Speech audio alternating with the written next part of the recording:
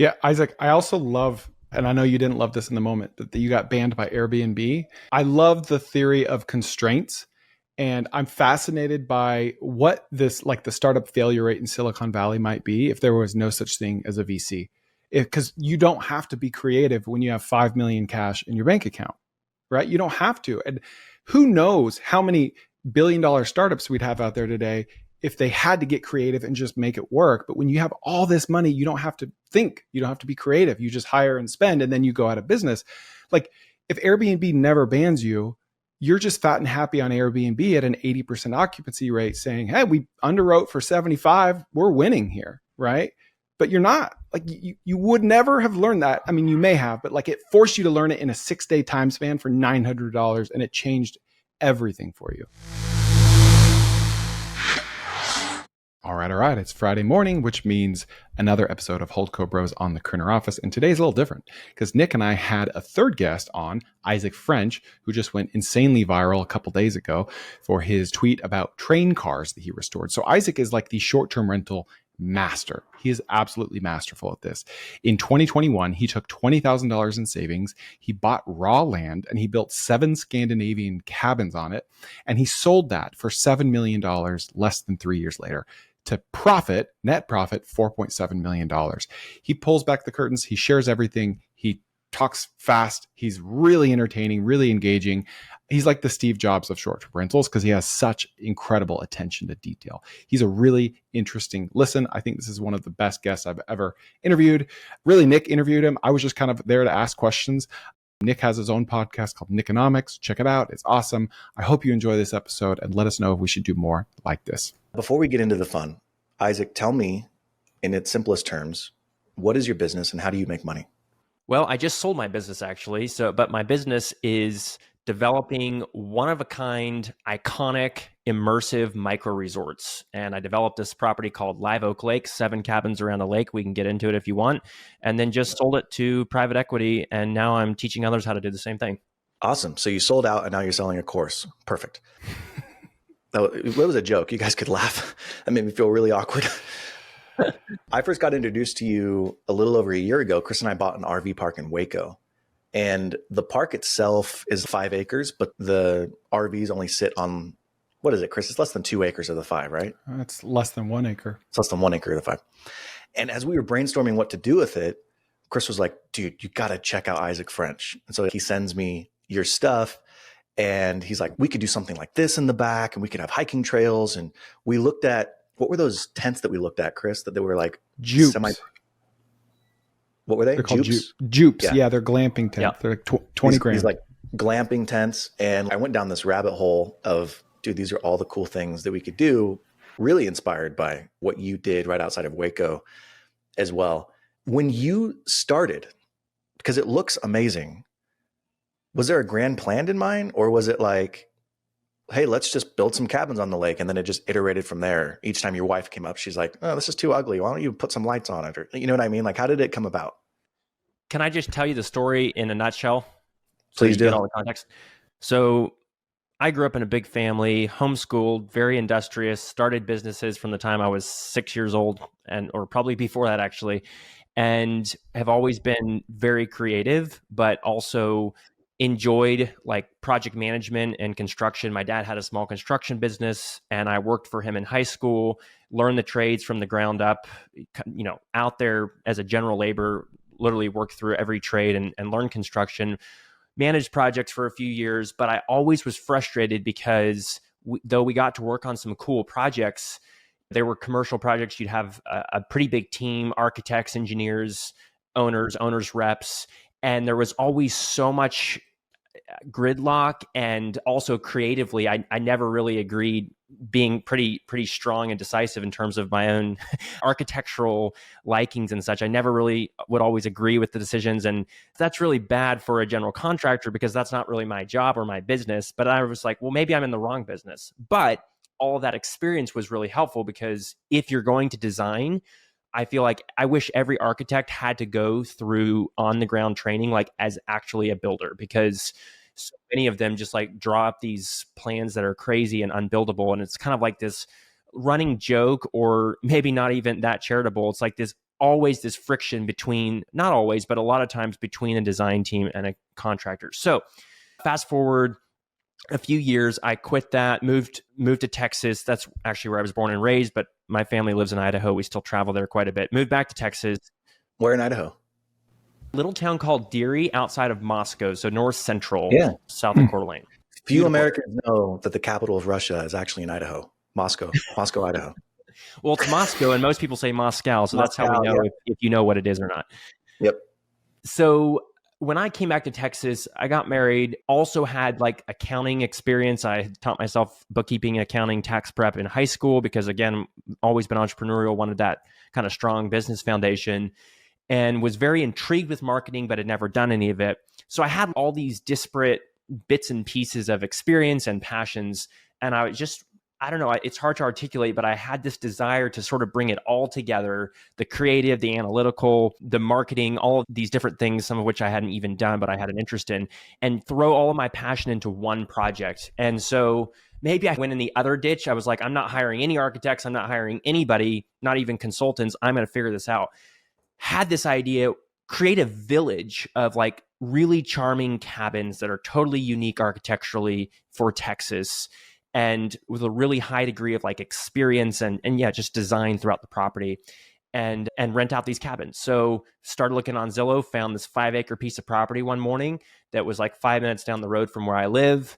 Went out there, got goosebumps like as I stepped on the property, immediately felt like this is the place. I could just see there was this little muddy cow pond that was really a jungle and really a mess, but I could see the potential for this property. And there were these massive live oak trees, which first pro tip, big live oak trees or big trees of any kind are so underrated if you're going to try to create a property like this, because you can't plant them, you can't buy them.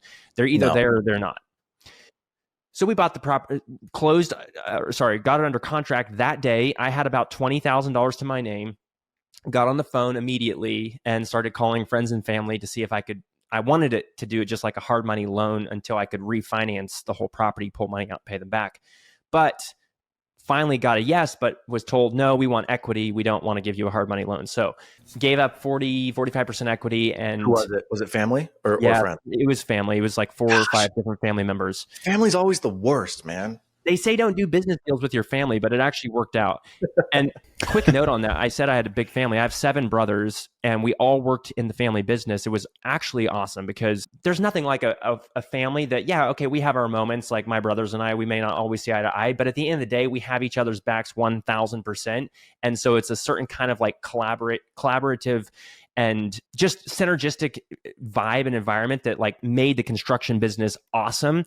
And so having them in this capacity of like investors, partners in the project was actually awesome too, because I could call them up like, hey, how are we supposed to do the standing seam roofing detail? Any thoughts on this for weatherproofing or whatever? And I could get instant feedback. So fast forward, not to bore you with all the details, 9.5 months, designed and built this whole resort, 7 cabins, modern Scandinavian, very like stunning design for Texas. Now. Yeah. And there just aren't that many in Texas. I was like, this is a perfect opportunity. And really created like this transportive vibe, all the little details from your first impression of the property when you drive up to the front gate, to the welcome gift, to the trails, to the lights, to the signage, to everything, like adds up. No detail was left unintentional. It all adds up to this really magical experience. That was the dream, at least. Yeah. And I feel like we accomplished it. So we opened 9.5 months later, crazy year. I also built a $750,000 spec home at the same time and sold that in 4.5 months. Rolled the profit, which was about $200,000 into this project. We needed every penny of it because we went way over budget. It was 2021, post-COVID, supply chain craziness, but we got the project done. Also broke my pelvis during the process. Throw that in there. Huh? I fell out from a ladder fell out from underneath me, and I fell like 8 feet on a concrete and broke my pelvis, which is a big, big deal. Yeah, it's a big deal. I was in the hospital gosh. with multiple surgeries. I still have a like 50 pieces of stainless steel in me when I go through TSA. I've gotten used to explanations. Wow. So, opened in January 2022 and launched on Airbnb. 2 weeks later, I wake up one morning, check on our account. We've gotten amazing bookings. We've gotten amazing reviews. the entire thing is suspended, grayed out. It's like, I'll never forget that view. It's like grayed out with a little red triangle. And I couldn't figure, I was like, of course, like speechless at first. I called Airbnb, totally unhelpful, wouldn't, I have mixed feelings about Airbnb, but anyway, this isn't to bash Airbnb. They've done a lot of good, but their customer service is really bad. Sucks. 6 days later, they finally reinstated us. But before I get to that, I didn't know that we were ever going to be reinstated. I started calling people up like, hey, what do we do? Do you know anything about social media? Because I knew direct bookings were going to be a key part of the model. But I had chosen to launch on Airbnb because they boost your property like for the first 30 days. Mm-hmm. And finally found this person who was like, hey, you should do a giveaway with a travel influencer. So sure enough, called up a Dallas account. Dallasites 101 is the handle. And they had like 200,000 followers. I paid them $900. They ran a 2-night stay giveaway. And, 2 days later, this is during the suspension, within 1 week, we got roughly 5,000 followers from scratch and $40,000 of direct bookings as a result of this $900 giveaway. So that quite was the ROI. Jeez. Dude, that was the moment for me where I was like, that really was the most pivotal moment of the entire journey, because it opened up a horizon in terms of building a brand around the property that just blew my mind. And I think ended up being quite a beacon for other people as well. So fast forward another 12 months, we grew about 100,000 followers. About half of that was just piggybacking off of, we went all in with these giveaways. We invested probably $50,000 in these giveaways. Jeez. But drove $700,000-$800,000 of direct bookings. Insane ROI there. We had 80% of all occupancy was direct, and then overall like 95% overall occupancy for all 7 cabins for 365 days of the year for the first year. $1 million top line, about $550,000 NOI. We refinanced the property 4 months after we launched. Well, it was actually about 6 months when we closed on it. 6 months later, the appraisal came back like twice what the initial one was pre-build. So we were able to pull out all of the cash and $400,000 on top of all of that. It's amazing. And then we basically started creating our own content, because at a certain point there, you really have to, and the algorithm was shifting to be much more reels driven from photos. So we went all in with like creating our own organic Instagram right now. Sorry? Specifically. You're talking about specifically Instagram. Yeah. You're not talking about Twitter or YouTube or... This is Instagram, yeah. Which is the booking channel. So hot take here. I believe Instagram is going to be the booking channel for, at least for unique stays, if not most Airbnbs, which are shifting towards unique stays just because in that equilibrium. Oversaturated. Yeah. And people need differentiation. Like they're seeking experiences. They're seeking one-of-a-kind stays, and they don't want the commodity stuff that's on Airbnb. But Instagram is much more visual. It's very story-driven. Storytelling is a massive part of creating a brand like this and selling people the dream to come out and stay. But we don't view this transactionally. So maybe that's the place where the transaction starts. But we had guests come back 3 and 4 times in a 12-month period. That just gives you a peek into the kind of like cult-like following that we built at Live Oak Lake, because it was totally unique. And people say, here's another like hot take. A lot of people in real estate say, especially we spent $330,000 a key, which was a lot at the time. We sold for 3 times that, but we spent a lot of money to build this place.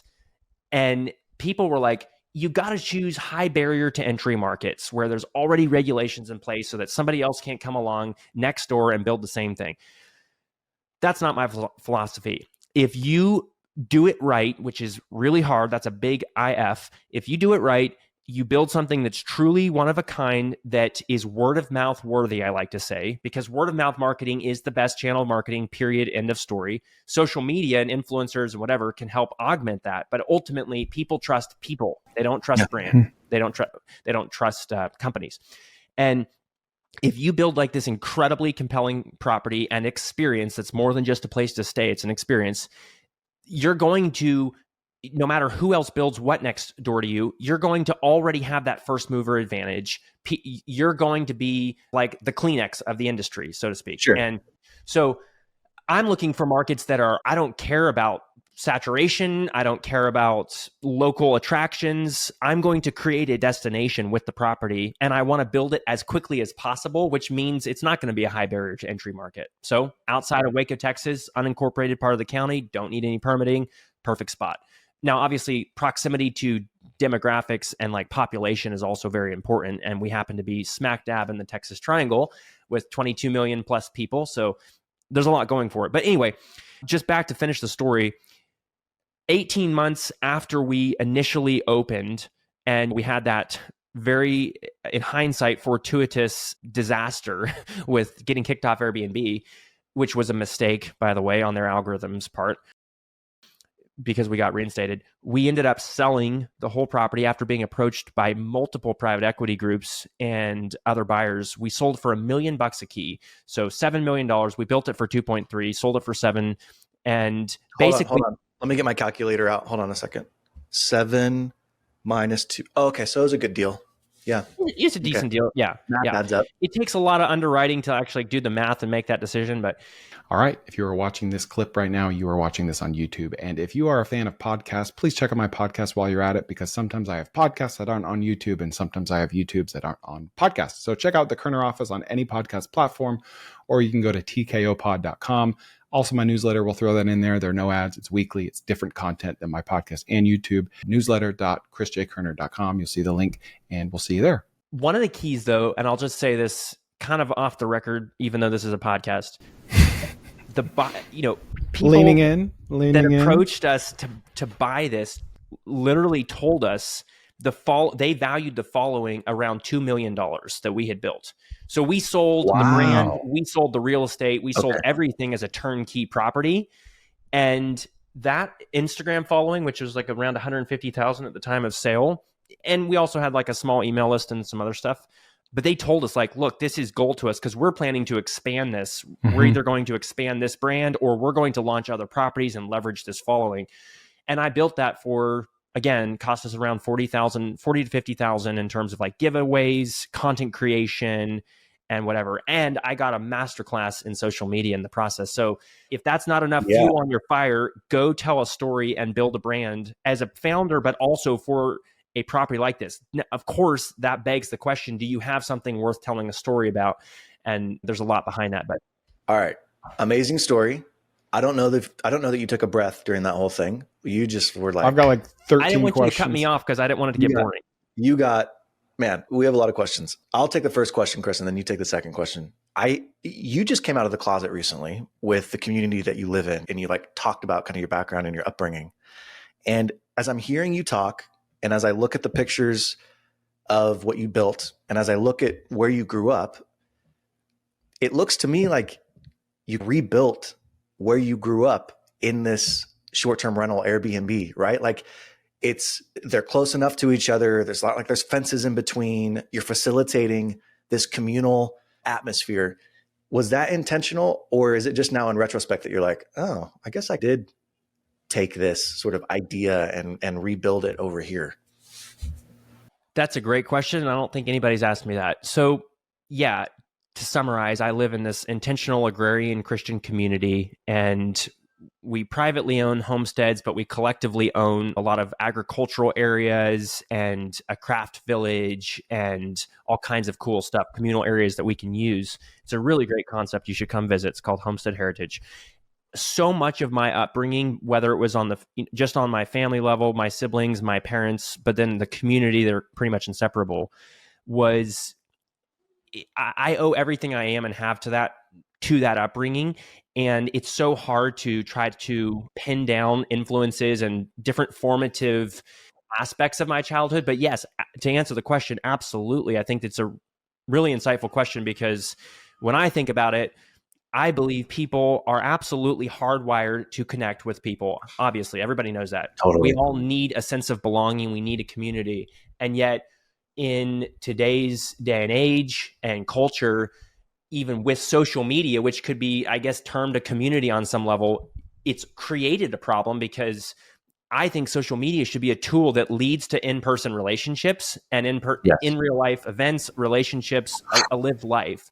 And so many people try to substitute that. And I think like virtual reality and gaming and so many different, AR is really the antithesis of what I believe. It's like you can mimic and create this alternative. So to have a property that sort of brings together a sense of place, enhancing and really magnifying and showcasing the beauty of an area, even say Central Texas, which probably objectively isn't the most beautiful place, but I think is very beautiful if you can craft, the structures and etc. I think more than anything though, Isaac, is like it's fostering community. And you talked about, oh, hey, you want to go to a market that has regulation and that won't allow other people to come and build there. And yes, that is a form of building a moat around your business, but that's like an external moat where only a few of us can get into that market if we know the right people or if we time it right. But then there's this other thing that we can do to build a moat, which is be very intentional, have an exceptionally high product, and just be better than everybody else in the market. And I think that's really where you played here, is you've created this experience that fosters and facilitates community. That's exactly right. We have a commons area we designed, and it only cost us around $35,000. It's a pergola, stone patio, fireplace, a dock down, public access to the small lake, which we didn't build it. There was already a body of water, but we greatly enhanced what was there and made it beautiful. And just creating that little environment. Then we have a container pool next to that, swings, because we cater not just to a lot of couples getaways, but also to a lot of small families that come and stay. And one of the most rewarding parts of the whole thing, and I know that this could sound like what everybody says, but I really mean this from my heart. At the end of the day, let me say this. If you're going to be in hospitality, you have to be a people person. You have to love people. You have to love to connect with others. Mm-hmm. And to feel that sense of pride and accomplishment, pride in a good way of like, we built something here. And it was definitely, they say it takes a village. It took a village to build that village. It was a big team effort. But to have that done and like to have the scars to prove it, even literally, and then to be able to go over there and interact with some of the guests who are just organically mingling and getting to know each other. I had countless conversations like this where a family from Dallas was there, a couple from Houston came in, somebody from Waco, someone local, and they're genuinely all being united by this shared experience, this beautiful place, getting to know each other.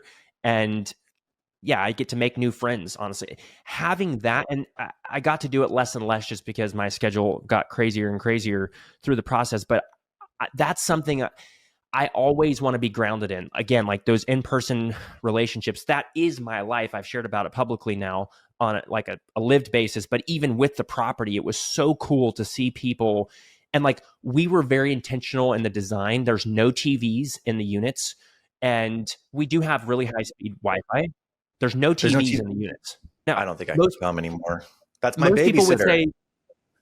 Most people would say like that will kill the idea. No, I know you're joking.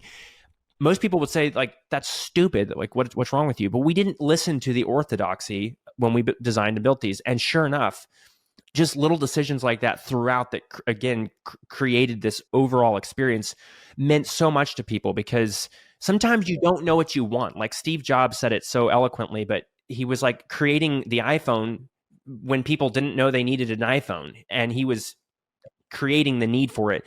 And so in kind of actually an ironically opposite sense, we were getting rid of the need to constantly be on your phone without you even really knowing it. And I know that's even obvious in one sense, but like, again, just by fostering those connections, regrounding people in nature. And I know, again, it becomes very cliche sounding, but it's a real thing. There's a reason we hit 95% occupancy overall. It's crazy to think about. Yeah. Chris, I'm curious because hearing him talk reminds me a lot of you, actually. Like, Isaac, I can tell you're particular. You like to make sure that everything is perfect. And Chris is very much like that, right? Like, he wants to make sure that the brand and the experience and what he's putting out there is representative and reflective of what he's like. And he gets to be a perfectionist sometimes. But Chris, I'm curious, like, what's percolating on your mind? Like, what, after hearing all of that stuff? Do you really want me to talk? I have a page full of notes and I could just talk for hours. Yeah, dude. So much to say. First of all, it's funny you referenced Steve Jobs, because I'm getting like Joni Ive vibes from you, the designer from Apple. He has such an attention to detail. And Nick, I think it's funny that you compared him to me, because the more you talk, that like before we ever spoke, it's like, oh, me and this guy have a lot in common. That's why I like him. Now it's like, I like this guy because we don't have a lot in common. Like, I'm terrible at attention to detail. If I built Live Oak Yes. Lake, it would have taken 3 years. I would have like forgotten the road leading up to it. There would have been no attention to detail or anything. Like, I probably could have marketed people there, but I'm thinking of an interesting analogy where you're like, everyone says, pay attention to zoning. And we said, screw that. We're going to have the best park and zoning doesn't matter. Like, we're buying and building RV parks. And that's what we do. We pay attention to zoning. And I think of an analogy to that is like Elon Musk always says, like, you don't need to market. Like, if you have an amazing product, you don't need marketing. And Tesla famously doesn't market. And that's what you're saying, right? Like, if I have an amazing product with high attention to detail and good distribution, direct bookings, not relying on Airbnb, then I don't care who builds next to me because I'm going to be better than them. And I'm saying personally, if I built Live Oak Lake, I would care who came next to me because they would probably be better than me. Right? Oh, he would care. So yeah, you could underscore that. I'm super impressed by your attention to detail. And I see it on your website. I see it on your Twitter account. Like, everything you do is highly crafted and curated. And I have aspects of things like that, but mostly I'm just like, move fast and break things. Done is better than perfect. Let's ship it out there. And that is fine. That gets you from 0 to 1. You are very particular with the things that you want, right? Like, yes. But yes, attention to detail is definitely not there. It gets you from 0 to 1, but you're going from 1 to 10 with that attention to detail. Well, the problem is sometimes I don't always hit 10. So I'll just give you one quick anecdote to illustrate this. I've always been, again, like artistic. My grandmother gave me art lessons as a kid growing up, and I'm decent at it, but it's pretty hard to make a living as an artist. So it wasn't ever going to be. Plus, I can't be tied down with one thing. I'm just too curious to try out other things. But one thing that's held me back, even like in my art, like painting and drawing, is I always try to make a masterpiece. And they say, like, there's all those different quotes about basically reps are much more important than masterpieces when you're trying to learn something. Mm-hmm. And again, like, it's just always been a weakness for me because everything I do, I want it to be absolutely perfect. So even though Live Oak Lake, which is an interesting case in point, because yes, we built it really fast and everything, but that doesn't necessarily mean it wasn't because I made a bunch of compromises not to make it perfect. It meant that it consumed my life for 9.5 months. You went way over budget. You already said that, right? It was 700,000. Yeah, 35 to 40% over budget, which my original budget was probably way too conservative. And there were other price increases and stuff. But yeah. Point taken. It was unhealthy in terms of I have to be super careful even now, like having a family and then of course having all this community life, because I get fixated on something and I will go so all into it. Doesn't mean it's going to necessarily take me a long time. It's just going to be my world. I'm really lucky because I'm similar to you. I'm a musician and I used to write a lot of songs and it would take me forever because I had to be perfect. And I didn't write that many because I just couldn't get it right where I wanted it to be. But I have a partner in Chris who's like, done is better than good or whatever. Done is better than best, whatever the phrase is. And so Chris pushes me. I'm still very much that like analytical, we got to get it the right way. But we've been lucky enough to have kind of that partnership. Yeah, Isaac, I also love, and I know you didn't love this in the moment, that you got banned by Airbnb. I love the theory of constraints. And I'm fascinated by what this, like the startup failure rate in Silicon Valley might be if there was no such thing as a VC. Because you don't have to be creative when you have 5 million cash in your bank account, right? You don't have to. And who knows how many billion-dollar startups we'd have out there today if they had to get creative and just make it work. But when you have all this money, you don't have to think, you don't have to be creative. You just hire and spend, and then you go out of business.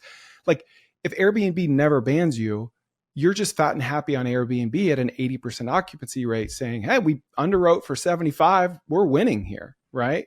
But you're not. Like, you would never have learned that. I mean, you may have, but like, it forced you to learn it in a 6-day time span for $900, and it changed everything for you. I love that. That is super well put. That's exactly, that sums up almost every good thing. What do they say? Of course, necessity is the mother of invention. Necessity is the mother. Yeah. Mm-hmm. Yeah. Necessity creates the possibility. And I couldn't agree more with that. I always want to stay extremely hungry in that sense. And that's always the challenge, because as you scale and you get more successful, you feel less of that need. But that's the story of life, right? I mean, that's definitely the story of business. You always have the disruptors that are coming in. And I think even to that point, like in hospitality specifically, I described it as the early innings of like a massive, massive secular trend in travel and hospitality. And we're shifting away from this model of even like, luxury, and luxury travel spending is at all-time highs, even right now. But people, my generation and the generations in front of me and all our generation, honestly, seeks and prioritizes experiences over possessions and over luxury, like not 10 to 1. And people still don't fully grasp, I think, all of the effects of that. But as that shift continues to unfold, creating projects like this, and that's why I'm so passionate about the opportunity, is such a massive opportunity, because the big companies, Hilton, Hyatt, even Four Seasons, like the luxury resort brands, are not going to be able to innovate with properties like these. And there's a reason that they're paying the kind of money that they are for smaller portfolios. Like Graduate Hotels just sold for $200 million, just the brand, which is 50 hotels. There's no real estate, it's just a brand. AutoCamp, there's already some institutional exits that are crazy. We're just getting started there. I want to ask you this question. It's a little bit of an introduction, but you posted recently about the community that you grew up in, and the way that you've described it is it's very close, tight-knit. Everyone lives close together. Christian community, correct? Yep. Okay. Chris and I grew up Mormon. We still are Mormon. We met on our missions. We've been best friends ever since. And both of us, all three of us, in fact, have been on the receiving end of people calling us members of a cult. So we live by some pretty specific guidelines, so to speak. I say that because I'm curious. You had experiences where, hey, we're way over budget, and so you built a spec home and then rolled the profits into finishing the property. Airbnb freezes your money, and so you figure out a way to go to direct bookings. Chris and I was laughing at the Airbnb story because Chris and I have had our funds frozen. I can't count how many freaking times. Chris has the make it happen gene. I always call it the MIH gene. My question is, what is it about growing up in some of these maybe stricter communities that allows for entrepreneurs to come out of it and to be successful? Because in my experience, there are a lot of Mormon entrepreneurs, but also people who grew up in very quote unquote weird circumstances that are very successful entrepreneurs. Do you think there's anything from that background that translates well to being an entrepreneur? Such a good question. I would say, yeah, maybe a few things I'll touch on very briefly. One, we didn't have TV, just like we didn't have TVs in the cabins. We didn't have TVs in our homes. In our home, we didn't play video games. We didn't have any screens, cell phones. We had computers, and we learned video editing and whatever, published our own newsletter and all kinds of stuff as kids, which was cool. But even that was You weren't the Amish. No, we're not the Amish. Right. Like, we use technology, kind of like, if you want to say, put it into like a slogan, we don't want technology to control us. We want to control technology. So we're just really intentional about drawing lines. And especially with like entertainment and media, I just think it's so addictive and so destructive potentially, especially to kids, that you have to be super careful. So if you subtract a lot of that out, what does that mean? It means that you all of a sudden have all this time, and I would argue creativity, and then just being in the environment of a communal setting like this, where music is a huge part of the culture, crafts are a huge part of the culture. So we actually have a school where we teach traditional skills like woodworking with hand tools, pottery, blacksmithing, weaving, growing your own food, having animals, and having that embedded in the culture as a family, as a community. From before my earliest memories, I was saving up money to buy my first flock of ducks when I was like 5 years old. And then I learned like all this amazing personal responsibility by having those. And so we like cut out all these unnecessary distractions, and it allowed for this incredibly like innovative, creative, curious, experimental attitude in terms of like starting businesses and learning skills and whatnot. And so I would also add to that, just briefly, my parents, and like now that I'm a parent, we have our first son, he's like 18 months. And I thank you. My appreciation grows for what they did exponentially, how this feels, I'm sure, as I'm raising my kids. But they had the wisdom to know, like, they never prioritized our success in terms of gifts that we had, financial success, any of that, over the character development that was like absolutely the top priority for them. And so at times that forced them, they had to make difficult decisions. And I'm very thankful for them. Like, for instance, I can't tell you how many times I would get some, much like I am today, some idea that I became fixated on, some business I was going to start, or maybe it was learning an instrument or whatever. And they, of course, they encouraged that. They thought it was great. But I would have some real major character flaw, and I would, whether it was, I'll just be vulnerable. It was maybe dishonesty or laziness or whatever it was. I was being irresponsible in some way. And they saw that was, this other thing was taking precedence. And so like they would just say, no, you're not doing that anymore.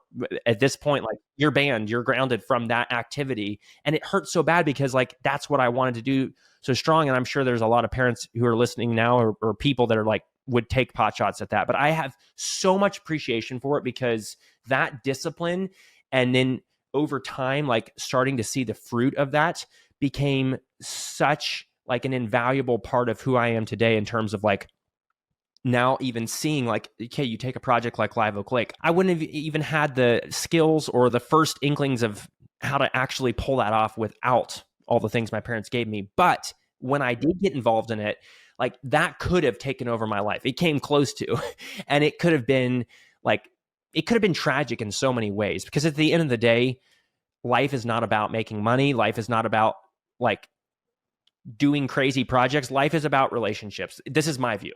And if you're not successful in your family, in your kids, your parents, your community, the people that matter, then I don't give a rip about the rest of your success, even if you're changing the world, in quotes. Yeah. Now, people, that's my view, and I'm not trying to be too abrasive with that. But what I will say is, if you make the right priorities in some of these ways, and when it comes to raising a family, and I'm giving credit to my parents in this, you actually get a stronger entrepreneur, someone with stronger skills, someone with more responsibility, someone with more of a work ethic, someone with even more creativity, but a balanced person.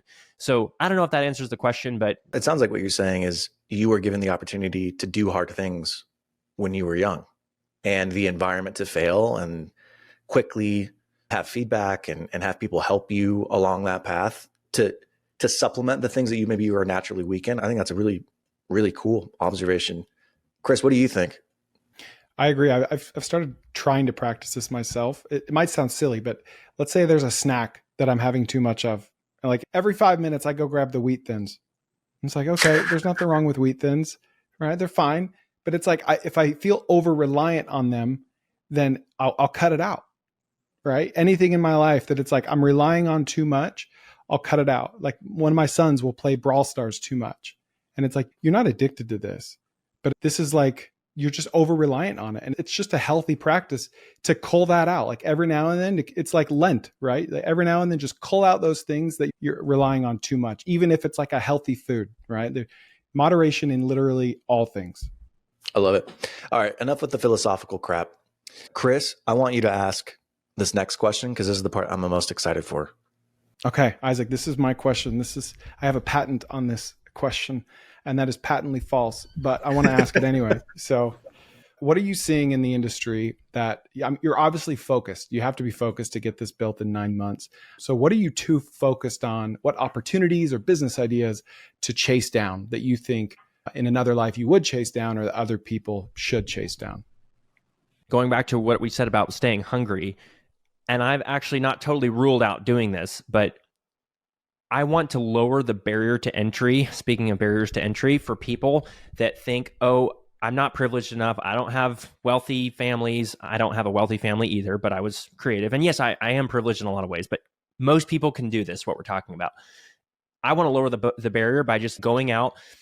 I wish someone else would do this who could really have a platform to say this from, and literally bootstrapping all of this with no connections, doing a one-off property and documenting the whole thing in the order of priorities. If you say, okay, I'm going to need to raise money, I'm going to need to get financing, I'm going to need to get a design that's great, I'm going to need to find a market, all these different checkboxes of what to do to create a micro resort or a unique stay. I would say storytelling is at the top of that list, but that's not what people think. And if you will build the muscle and be willing to put yourself out there and start authentically sharing. First of all, you have to have a dream to do this. You can't just say, oh, that makes sense on a spreadsheet, so let's do it. Like, you have to be fired up and passionate about it. It's my view. But if you have that dream and you're willing to let it burn, you've got to tell your story and you got to do it publicly. And I'm seeing people doing this right now, a couple people, but they haven't even started construction. Some of them are in the process of raising money. One guy's already built 130,000 followers on Instagram, just sharing his vision for what he wants to create. And he's an awesome storyteller. Master the art of storytelling. And this is something I'm still very much working on, but put that at the top of your list. That's going to lead to connections. That's going to lead to the money. That's going to lead to all the answers that you think are standing in the way of you achieving that goal. So that's somewhat philosophical. Let me drill down into one specific answer. I've told this to a number of friends over the last 2.5 years since the whole Airbnb debacle. When we launched our Instagram, it's all about direct bookings. You need a website to capture direct bookings. The PMS stands for property management softwares that are out there: HostAway, Guesty, Hospitable, OwnerRez. Those are some of the big ones. In the STR space, most, if not all of them, include a direct booking engine component. However, it's trash. It's terrible. It looks terrible, especially for someone who cares so much about design. It's awful. It's just awful. It is great on the back end in that it will aggregate the calendar. Basically, for direct bookings, you need a calendar, just like Airbnb. But then obviously you need to be able to aggregate those calendars with the other OTAs like Airbnb, so you're not getting double bookings. Then you need to have some basic message automations, confirmations, check-in instructions, et cetera. And you need to have a payment processor like Stripe. Well, the booking engines that are out there are trash. And I've actually thought about it. I've thought about partnering with a developer to do this, but someone needs to build a great, just call it Shopify for unique stays. You would think this is simple, and yet it's absolutely a gaping hole in the market. And make it customizable, beautiful, simple. Direct bookings are all about reducing interference, reducing friction. Airbnb Brian Chesky has become famous for saying this. He's a designer, and Airbnb is a design-led company. If they've done one thing right, it's that they have incredible UI, and they totally smoke Vrbo and some of the other players booking because their design is awesome. If you do have direct bookings, everyone's conditioned to have design like that. And there is none, you're saying? There is none. And make a direct bookings website and plugin that is as aesthetic as the kind of properties that I'm passionate about creating. That's really what I'm trying to say here. But as a SaaS opportunity, this is absolutely gold, because I, from my vantage point, get to see how many people are experiencing this exact same pain point. I have a community. We have about 55 active in the trenches builders and entrepreneurs building these stays right now in there. This is one of the biggest questions that comes up repeatedly. What do we do about direct bookings? Because it looks like trash. Right now, the workaround, if you don't want to just put up with the terrible looking templates that they provide you, is hire a developer. If you go to Bolt, I don't know if you guys have heard of Bolt Farm Treehouse. It's a really cool property in Tennessee. Chris probably has. I haven't. Go to boltfarmtreehouse.com. They have a really good interface, actually. They obviously hired a developer to custom, basically, build something like around Airbnb. The functionality of the PMS that we're talking about. All we need is like a wrapper. It's really simple. Somebody should build this. You build insane enterprise value. I probably could. Isaac, why wouldn't you go to Tennessee Treehouse Farms? Bolt Farm Treehouse. Okay. Bolt Farm Treehouse. Great name. Why wouldn't you go to them and be like, let me license this? I have the distribution with my social media. I could blow up and white label this software. Because if they've already built it once, it should be, I'm assuming it's integrated with probably one of the biggest PMSs. Yeah. They're integrated with Guesty, I think it is. I could actually the funny thing is the owners of this, Seth Bolt is the bassist for a big band called Need to Breathe. It's actually an awesome band. I like their music. And so he actually already has a lot of distribution. But he's not. Do you know them, Chris? No, He's not in it's the random. Need to Breathe. I don't think so. No. Okay, I don't know. Need to check out their music. They have really good. How old are you, Isaac? 27. Oh, F me. Gosh dang it. That's why we don't know Need to Breathe, Chris. You're like, have you heard of for a while. Sunday, you young whippersnapper? Heard of Simon and Garfunkel? I love Simon and Houston. Garfunkel. Anyway, that's one example. You could build it other ways too. And so like they've done the hard work for them. Doesn't mean it's a one size fits all what I'm talking about. You could have different templates and different solutions. And I'm sure it's harder than I'm making it sound, but somebody please do this. And if you're serious about it, talk to me, because I do have distribution in this space specifically and the ability to sell it. Or you could just create an agency, Chris. The agency is creating, better booking experience for you. Just copy and paste the code. There's a guy out there already. If you go to boostly.co.uk, this guy, Mark Simpson, and he has like an agency. They do this. Here's the problem. And I like Mark. Mark, if you're listening, don't take this as a diss. They don't get it when it comes to design. And this is fine for like the bottom 80% of properties, but this is not fine for my property. Got that Home Depot orange here. I'll respond for Mark. Oh, bloody hell. Come on. It's a great looking website. I designed it. I don't know where to go. I love that. Like him. He's a good guy. I love that you used the Shopify example, because that's exactly what I was thinking. It's like, Amazon came around in 95, Shopify around 07, and it's like Airbnb 15 years old, and we're 15 years in, and there's no Shopify to Airbnb's Amazon yet, right? That's it. No one's arming the rebels, so to speak. That's exactly it. That's a big opportunity. Huge opportunity. You could take a percentage of bookings plus a monthly fee. Like the monetization angles are. Well, yeah, you could build out other elements to this more on the property management side, revenue management, dynamic pricing, smart home automations. Is the problem that the payment doesn't interface with the PMS? Because like there have to be really good payment or booking experiences for other experiential activities, right? Like, I don't know, water skiing or snowboarding or like just other things that you can pay for online. Why wouldn't that translate to just, slap it on to your website and let them pay for their bookings using that? You're saying like calendar integrations where you're scheduling something. Yeah, there probably are. If there are, I don't know of them. Another cool company. This is a startup in Austin. It's way.co, way.co.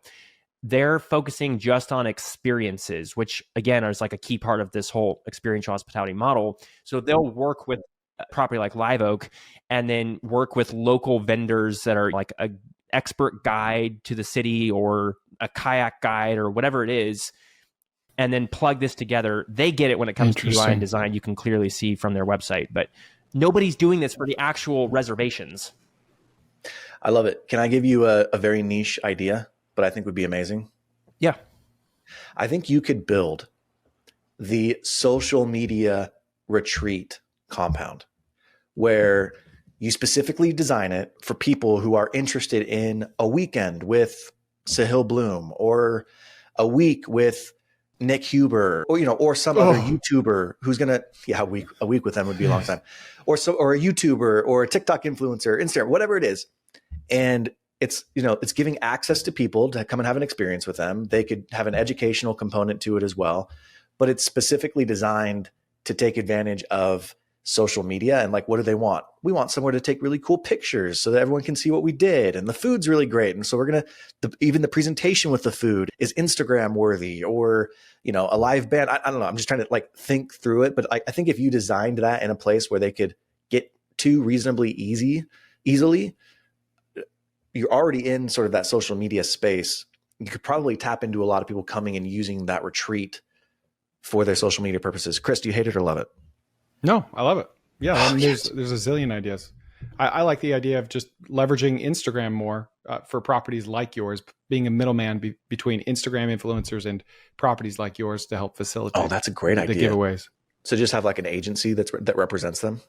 Mm-hmm. Dude, that's a killer idea, because influencers are like, it's a huge arbitrage right now. The best ones are still heavily under monetized what they charge versus what they're worth. And that's changed a lot, but it's still like a huge opportunity, but it's so fragmented. It's almost impossible. That's another question I get all the time. Like, who do we use? How do we know? And like, to be able to vet them and help coordinate their schedules and such, ideally you would own them almost, like not own, you would own those accounts. Yeah. Like you could incubate your own influencer accounts. Isaac, we don't own people anymore. That's been over for that's going to be 200 clipped years. up with the C word. With the C word, the cult word. Isaac, it's funny you bring this up because Nick and I literally talked about this week. So I started on Instagram and I had this video blow up over the weekend. I went from 70 to 120,000 followers. Congrats. I saw it. It's awesome. Thanks. And I've never done any promo, and not even for myself. Like I push people to my podcast, which isn't even monetized. But I found this guy, we were DMing. He's in like the lawn care influencer niche, believe it or not. And I saw he had like a promotional video for Harry's Razors. And I DM'd him and I'm like, how much do you get paid for that? And he has 40,000 followers. I'm like, he's like $3,000. I'm like, what? $3,000 to make a dumb reel at 40,000 followers for Harry's Razors? And I'm like, geez, Louise, like how much could I get paid? And then I realized not one person has DM'd me saying like, Chris, I want you to sell this software or Jobber, this home services CRM. Like no one's reaching out. So that just makes me think, wow, we could reach out to people like me and pretty confidently know that they're not getting hit up from everyone for offers like these. You know what I'm saying? Vet. Yeah. So vet the creator and vet the business opportunity, pair them together in a really efficient way, make a nice spread on top. Mm-hmm. Yeah. Like just, you know, who's killing it as a creator is Hans Lorei. Do you know Hans? Mm-hmm. I know Franz. I don't know Hans. I don't. You follow him on Instagram? So he started on Twitter and he has an excellent newsletter too, but interior design tips. And he went from 0 to 550,000, I think he is today, in like 7 or 8 months, just posting. He's at 185 posts, but killing it. He just has like a social format and he just copy and paste it. And he's got a great, unique personality and he's offers a ton of value too. Like it's not rocket science. We could talk about social media all day. Yeah. I like that agency idea because you're already in that space and there's a lot of people who don't know how to navigate it, right? Like, and there's a lot of people who all of a sudden blow up and there's this learning curve between, okay, I've got 50,000 followers and how do I monetize? Like it takes time for them to figure that stuff out. If you could be the one to be proactively reaching out to them and saying like, hey man, congratulations on your growth. I see that you're doing really good content. I don't know if you're interested or not, but we have a lot of people who are interested in marketing through your channel, you know, hit me up. And then you guys have a conversation. You could get like a nice stable of people that go and promote stuff frequently. Yeah. Like I didn't start an Instagram to start selling Harry's Razors, right? I started to push people to my podcast. But if someone DM'd me and was like, hey, I've got relationships with the Harry's Razors and I'll take 30% and I'll bring you 10 grand deals. It's like, that's attractive, but you know, no one's reaching out. It's a missed opportunity. Agreed. Marketing no one efficiency. recognizes my talent. You have a lot of talent, Chris. Oh, honestly. Thanks, Mom. I'm Nick. You guys have a great chemistry. Thanks. Isaac, what else? You got any other things bubbling on your mind? One final thought, an example on the Shopify for short-term rentals, Shopify for unique stays. Wander.com is super cool. Mm-hmm. And a lot of people know them, but they've mastered design and brand. And if you look at I actually like this quite a bit more even than the Bolt Farm Treehouse, but excellent UI when it comes to selecting dates, booking, really simple, clean design. So they're killing it as far as an example. But again, they haven't licensed this. This is just an internal thing. So somebody needs to make this as a SaaS product.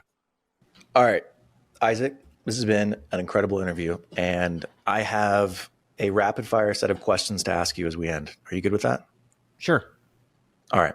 I'm only going to ask you 3 of them this time. But my first question is, we're all jealous creatures. So what industries or businesses are you the most jealous of right now?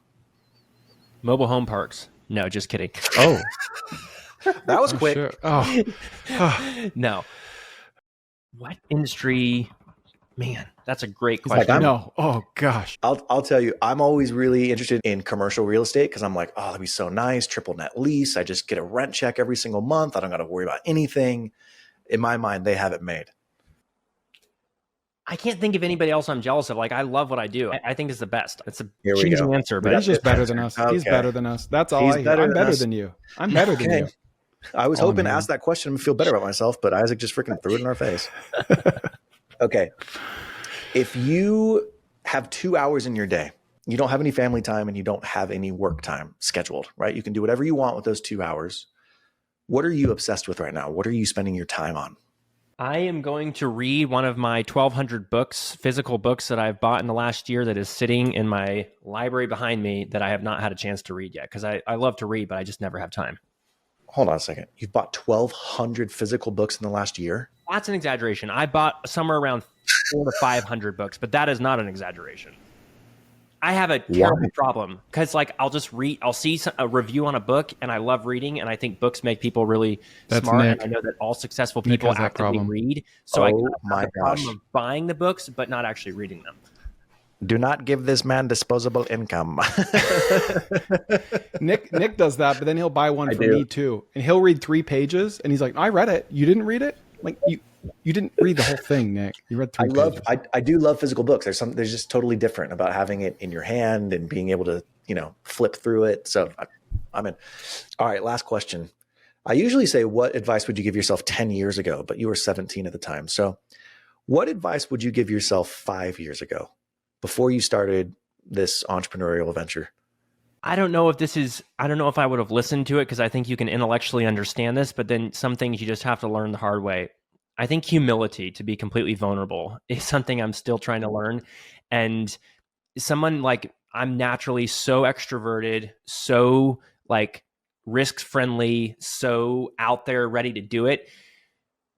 Sometimes you need some hard knocks just to like teach you humility. And to be completely honest, we all have an ego. We all are like somewhat like we have limitless potential as humans, but we also have a baser nature and we're self-interested and and that's where I find, constant grounding in my faith and my community. But humility like goes a long ways. I love that quote. I think it's C.S. Lewis, actually. He says, humility is not thinking less of yourself and it's not thinking more of yourself. It's not thinking about yourself. And that's kind of what I try to live up to on a daily basis. But it's a work in progress. Awesome. I think that's interesting. I think there's a self-selection in there where people that strive for humility get it because they're self-aware of it and they care about it. And people that aren't striving for humility don't even know that they're prideful and therefore they'll never get it. I have one more question. Yeah. Is that allowed? Is that allowable, Mr. Host? I'll allow it.